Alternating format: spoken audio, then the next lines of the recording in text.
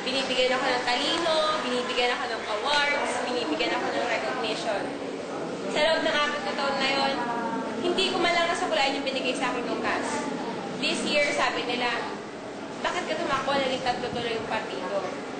Ang sabi ko, gusto kong magpasalamat sa CAS through my service. Full pledge, 100% service. I can assure you that. Pero, inintindi ko pa rin, or isinaalang-alang ko pa rin yung ano ba yung magagawa ko. Hindi ako tatakbo dito para lang sa wala. Hindi ako magpapakahirap na mag-budget ng pera, mag-abono, para lang sa wala. Nandito ako kasi mahal ko kayo.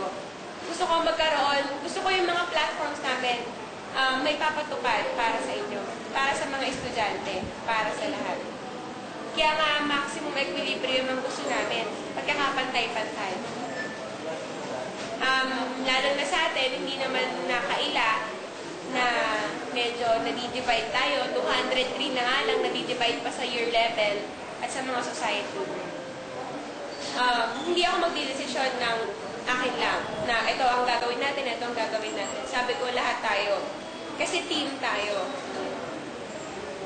Yun.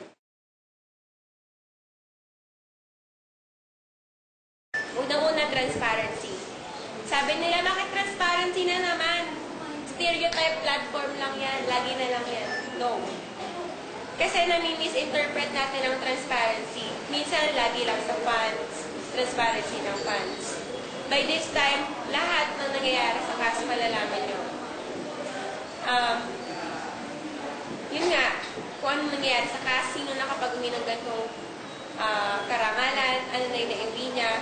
Minsan kasi, alam nyo, yung katabi natin sa jeep, nasa CAS pala, pero hindi natin kilala.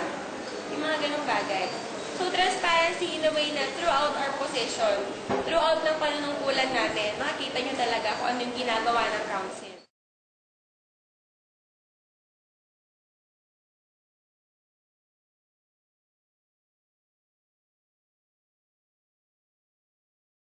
Ng leader. Ang totoong leader can turn vision into reality.